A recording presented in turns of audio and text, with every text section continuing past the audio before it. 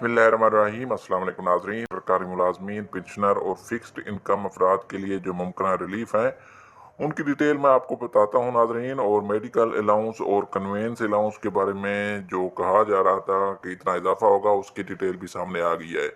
सब कुछ आपको इस वीडियो में बताने वाला हूँ नाज़रीन। वो ऐसा है कि वफाकी कबीना के इजलास में सरकारी मुलाजमीन की तनख्वाहों में जो इजाफा किया गया है वो ग्रेड 1 से लेकर 16 तक के मुलाजमीन को 35% तनख्वाहों में इजाफा किया गया है।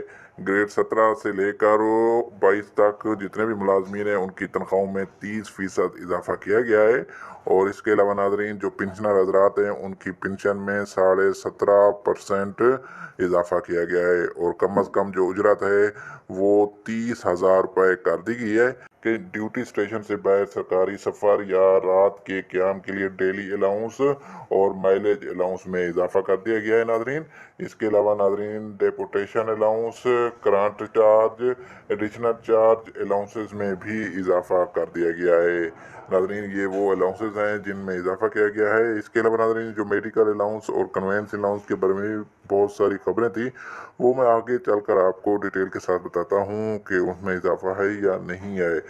लेकिन ये अलाउंसेस जिनकी डिटेल इस बजट स्पीच में दी गई है वो मैं आपको पहले बताता हूँ। आर्डरली अलाउंस तीसरे नंबर पर जो अलाउंस में इजाफा किया गया है सरकारी मुलाजमीन के, वो आर्डरली अलाउंस है। उसमें भी सरकारी मुलाजमीन के अलाउंस में अब इजाफा कर दिया गया है। इसके अलावा नाजरीन special convince allowance for disabled के लिए स्पेशल कन्वेंस अलाउंस में भी इजाफा कर दिया गया है। और पहले सूबाई हुकूमतों ने स्पेशल कन्वेंस अलाउंस डिसेबल्ड के लिए इजाफा किया गया था, लेकिन अब वफाकी हुकूमत ने भी स्पेशल कन्वेंस अलाउंस में भी काफ़ी इजाफा कर दिया है। इसके अलावा जो इजाफा किया गया है वो ये है कि मजाज जो पेंशनर हैं उनका ड्राइवर लेस अलाउंस, और उसके अलावा नाजरीन को सरकारी मुलाजमीन की पेंशन में भी काफ़ी इजाफा किया जा रहा है। और नाजरीन सरकारी मुलाजमीन की जो कम अज़ कम पेंशन है वो 12,000 रुपये की जा रही है। इसके अलावा नाजरीन ICT की हदूद में कम से कम उजरत को 25,000 रुपये से बढ़ाकर 30,000 रुपये किया जा रहा है नाजरीन। इसके अलावा जो और रिलीफ दिया जा रहा है सरकारी मुलाजमीन को वो EOBI की पेंशन को 8,500 से बढ़ाकर 10,000 रुपये करने की तजवीज़ है।